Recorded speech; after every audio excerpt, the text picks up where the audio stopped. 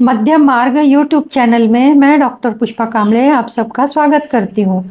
आज मैं आपको B.R. अम्बेडकर बाबा साहब ने बहिष्कृत भारत का नाम का न्यूज़पेपर शुरू किया, जनता का पहला अंक प्रकाशित किया, बाद में जनता का नाम का रूपांतर करके प्रबुद्ध भारत रखा गया और 14 प्रश्न। इन सब के बारे में एक एक करके आपको मैं बताती हूँ। रविवार दिनांक 3 अप्रैल 1927 के दिन बहिष्कृत भारत वर्तमान पत्र की शुरुआत की।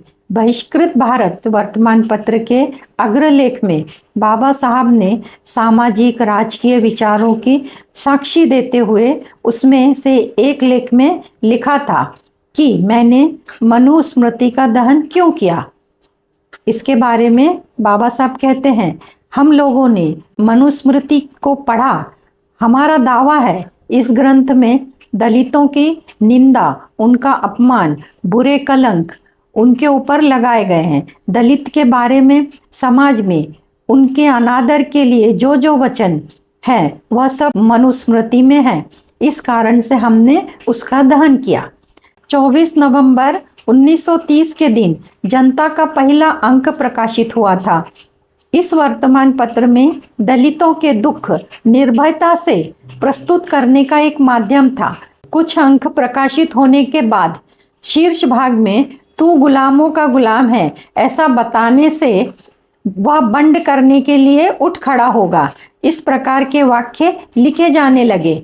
जनता वर्तमान पत्र 25 साल तक टिका, बाद में बंद हो गया।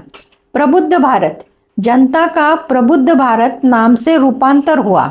4 फरवरी 1956 में नामकरण हुआ। बाबा साहब ने 14 अक्टूबर 1956 के दिन बुद्ध धर्म की दीक्षा ली। दीक्षा लेने के पूर्व उन्होंने अपने वर्तमान पत्र का नामकरण किया था प्रबुद्ध भारत नाम से। 14 प्रश्न। गांधी जी ने स्थापना की थी हरिजन सेवा संघ की। ये संस्था केवल नाम के लिए धर्मार्थ और परोपकारी संस्था थी। अस्पृश्य लोगों को अपने जाल में फंसाना, कांग्रेस और हिंदुओं ने अस्पृश्य लोगों का इस्तेमाल करना, सामाजिक धार्मिक आर्थिक समानता लाने के लिए जो संघर्ष किया गया उस संघर्ष के खिलाफ जाना, ये हरिजन सेवा संघ का ध्येय लक्ष्य था। अस्पृश्य निवारण के लिए गांधी जी की जो शिक्षा थी, इसके बारे में मर्मभेद चिकित्सा बाबा साहब ने 2 प्रकार से की है। गांधी जी ने अपने प्रतिष्ठा के लिए उन्होंने 14 प्रश्नों के उत्तर देने चाहिए, ऐसा बाबा साहब का कहना था। पहला, 1921 में अस्पृश्यता समाप्त करने पर ही स्वराज्य मिलना संभव है, ऐसा गांधी जी का कहना था। परंतु तिलक स्वराज्य के लिए जमा किया गया निधि की रकम 1,35,00,000 रुपए थी, जिसमें से अस्पृश्यता निवारण कार्य के लिए सिर्फ 43,000 रुपए दिए गए। इतनी मामूली रकम यानी कम रकम दी गई। उस समय गांधी जी ने उपोषण क्यों नहीं किया। दूसरा प्रश्न, 1922 साल में बारडोली के कार्यक्रम को क्यों अमल में नहीं लाया गया। तीसरा प्रश्न, 1924 साल में या उसके बाद अस्पृश्यता न मानने ये कांग्रेस ने सभासदों को मूलभूत आधार क्यों नहीं बनाया गया। चौथा सवाल, अस्पृश्यता निवारण के लिए गांधी जी ने एक भी उपवास नहीं किया, क्यों। पांचवा सवाल, अस्पृश्य लोगों के लिए गांधी जी ने अस्पृश्यता निवारण के लिए एक बार भी सत्याग्रह आंदोलन क्यों नहीं किया। छठवां सवाल, 1921 में मंदिर और पानी की जगह पर प्रवेश मिलने के लिए गांधी जी के प्रेरणा से अस्पृश्य लोगों ने सत्याग्रह शुरू किया, परंतु गांधी जी ने उस सत्याग्रह का त्याग किया, ऐसा उन्होंने क्यों किया। सातवां प्रश्न, झामोरीन ने गुरुवायूर इस जगह अस्पृश्य लोगों के लिए मंदिर में प्रवेश दिया जाएगा, ऐसा गांधी जी ने वचन दिया था। उन्होंने इस वचन का पालन नहीं किया, उन्होंने ऐसा क्यों किया।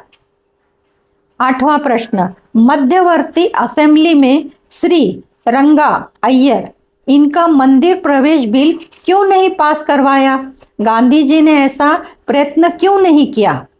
9वां प्रश्न, अस्पृश्य लोगों के नागरिक हक के रक्षण के लिए संस्था शुरू करना और उसे आगे चलाना, ऐसे उद्देश्य गांधी जी ने हरिजन सेवा संघ के उद्देश्य की यादी में क्यों नहीं समाविष्ट किए? 10वां, हरिजन सेवा संघ के स्थापना में से अस्पृश्य लोगों को क्यों निकाला गया? 11वां, पुणे करार मान्य करने के लिए गांधी जी ने आमरण उपोषण किया था। 12, कायदे मंडल में अस्पृश्य लोगों के लिए जिन जगहों का रिजर्वेशन था, उन जगहों पर कांग्रेस ने अपने उम्मीदवार खड़े किए, इस पर गांधी जी क्यों नहीं बोले? 13वां सवाल, कांग्रेस के मित्र मंडल में अस्पृश्य लोगों के प्रतिनिधि का समावेश क्यों नहीं करके लिया? गांधी जी ने कांग्रेस को क्यों नहीं बताया? 14वां प्रश्न, डॉक्टर खरे इन्होंने मध्य प्रांत के मित्र मंडल में श्री अग्निभोज इनकी नियुक्ति की, उनको गांधी जी ने परमिशन क्यों नहीं दी? इस प्रकार मैंने बहिष्कृत भारत जनता 14 प्रश्न के बारे में आपको बताया।